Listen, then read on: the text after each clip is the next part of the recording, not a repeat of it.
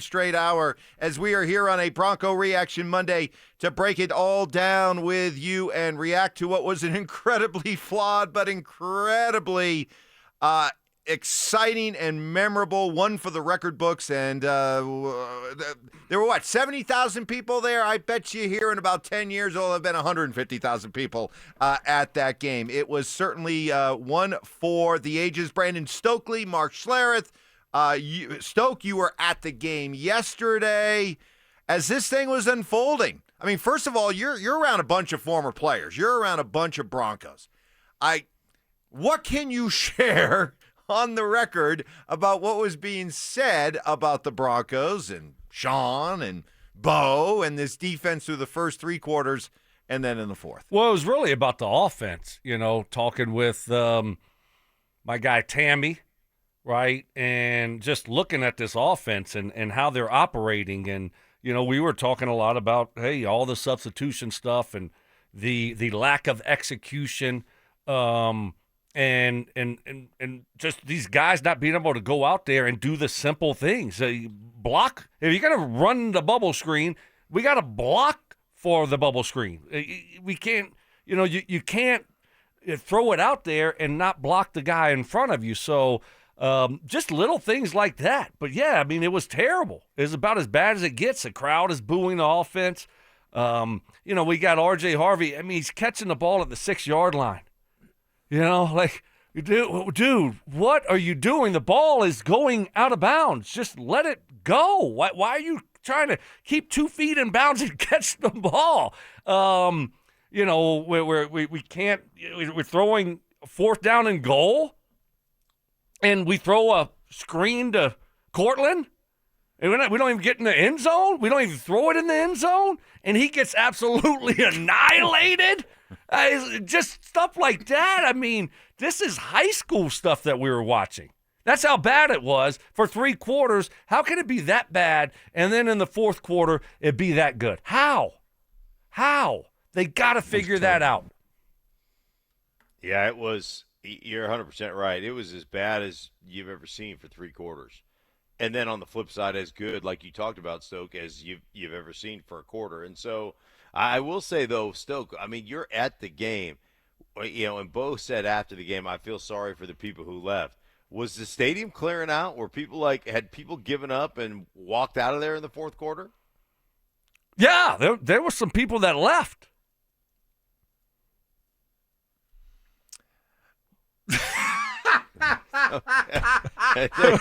Thanks. Mark, are you going to talk? Like, what's going on here? I thought you were going to be a little bit more expansive than, people left. Yeah, what do you want me to say? Well, what do you want me to say, Mark? Describe the scene. Yeah. Maybe, yeah. I mean, people left. I mean, I don't know. Was it a mass exodus? I don't know. It's funny you say that because we had some people who were upset with Bo, a little upset with Bo, for saying after the game in the on-field interview about, I feel sorry for those Bronco fans that left early. And they were, mad at Bo, who are you to lecture us? You put out a crap product for 3 quarters. If we want to leave, it was well within our rights to leave because you haven't given us any reason to believe. Play better, and then people won't leave, right?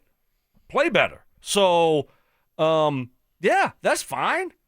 I don't have any problem with him saying that. It was a great comeback. So if you left, you missed out, right? Simple as that. Did you guys at any point Stink, you already knew what had happened, so you were just going back and watching it. So maybe I was watching it live. Oh, you were watching? Okay, cool. All right. He got really defensive. He got a little defensive there. Right? Well, no, you just didn't listen because I already told you about that in the first hour. Okay. Yeah, he doesn't listen a lot, Mark. You should know that by now. I apologize. Right. My bad. Tap in the chest. Was there a moment with you two where you were like, yeah, this one's over? Well, of course. Yeah. Who thought it wasn't over? When it was 19-0. So you thought they still had a chance, Mike? I thought when they scored to make it 19-8, I thought, okay. But when they gave up the touchdown to make it 26-10,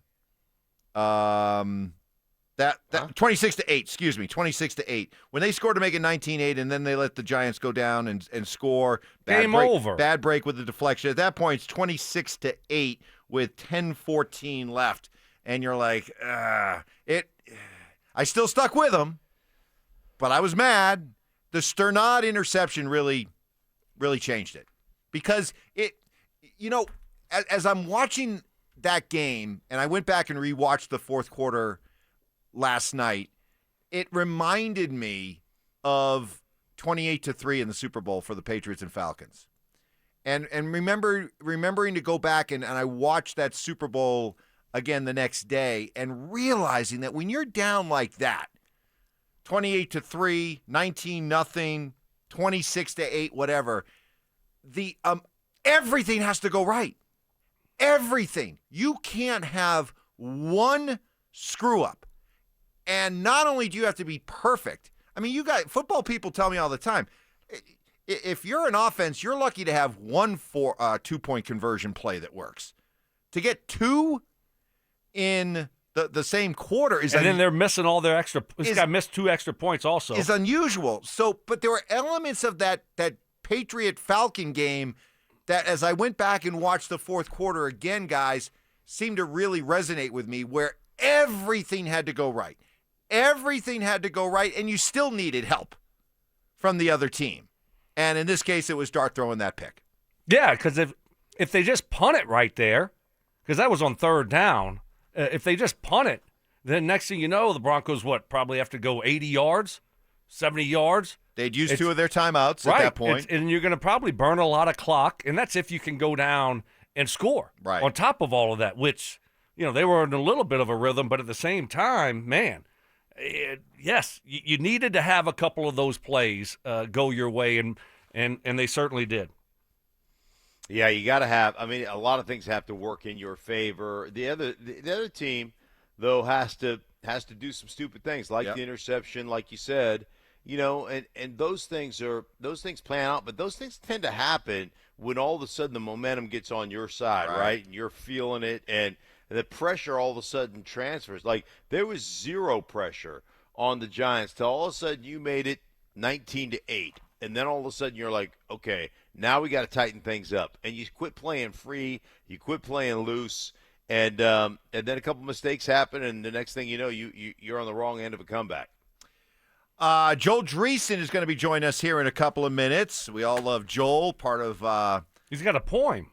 There's a poem that I believe he wrote. I think so. I've heard it before. To commemorate Demaryius Thomas, and he wanted to share that on the air with all of us and talk about the game. So we'll get Joel on here in just a couple minutes. Yeah, I've heard it before. I forgot where I heard it. But, I think he did write it. It's really good. Yeah. So I'm looking forward to hearing it again. He'll share that with all of you. The Broncos get the win. We asked the question earlier, did this feel more like a Tebow comeback or a back-in-the-day Elway comeback? And you guys both said Tebow.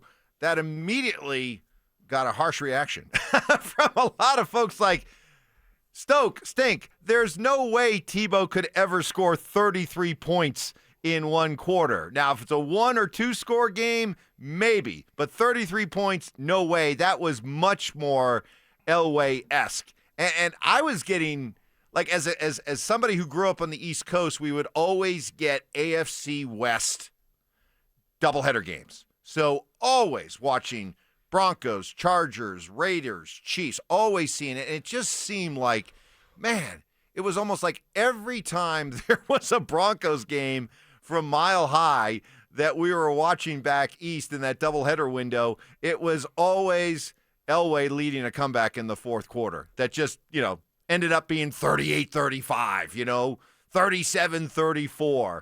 So, yeah, I'm going to go with the Texers on this one. I wasn't here for Elway, but I certainly experienced and watched it growing up. That one felt more Elway-esque than Tebow-esque.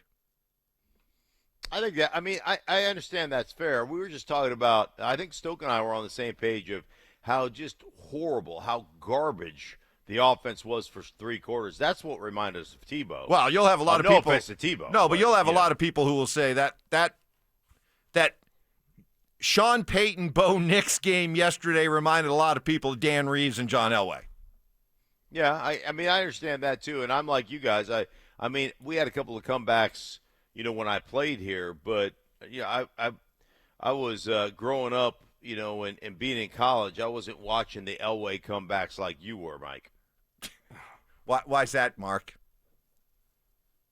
Well, why was I watching the comebacks and you weren't? Well, because we would play on Saturday and then Sunday back then. You'd have during the Sunday, you would have workouts and meetings, and you would watch your own film of the game that you just played and stuff. So, you had Sundays off from plowing, I think, and so you painting the red barn. Painting the red barn. You had your Sundays off, Yeah. and I was doing something. Well, I'll tell you what. I'll give you a difference. homework assignment. Why don't you go back and YouTube some of those classic John Elway comebacks and then report back to me, okay? Well, I've got other things that I need to do that are going to be are more pressing than Kind of a watching big YouTube deal. highlights. Really? Yeah. Who's Carolina got this week? I don't have Carolina. The Jets? Who the Jets have? I really have Titans? a barn burner this week. No, man. I'm first place Patriots. Wow. Who are they Wow. playing? Cleveland. Hey, listen. No, that's we not- give you a lot yeah. of grief, but you've all of a sudden maybe become the Carolina Panthers' lucky charm. What have they won 3 in a row now? Yes. So there you Yeah. go. How about that? Exactly. There you go. No, I look at it more of as a tebow game. 3 horrendous, not just bad quarters of offensive football. That was Tebow-esque. I can't imagine Elway played that bad. I can't even imagine it. And then all of a sudden, stuff that balls getting deflected all over the place, and guys are catching them, and then they're missing extra points, and then next thing you know, there it is. You got a chance. How? Who knows? Oh, Dart, he was down at the 1. No, replay, score. If he gets stopped short, you're not going to have enough time. Exactly. They're going to let the clock. You don't have timeouts. They're going to let the clock run down a little bit. Yeah. So got fortunate there. Got some breaks and made some plays. Marvin Mims, Mark, running through the field. Running through on the seam route, right? He's supposed to have, for the love of the game route, a Stokley route, where you just put your head down and you run as fast as you can. And you clear it out for Cortland Sutton. That ball was to Cortland Sutton. And Mims got a little lazy, slowed down, and just kind of turned around. And so that's why you had 2 receivers in the same spot. He should have been another 15 yards ahead. And so he just turns around and he catches the ball.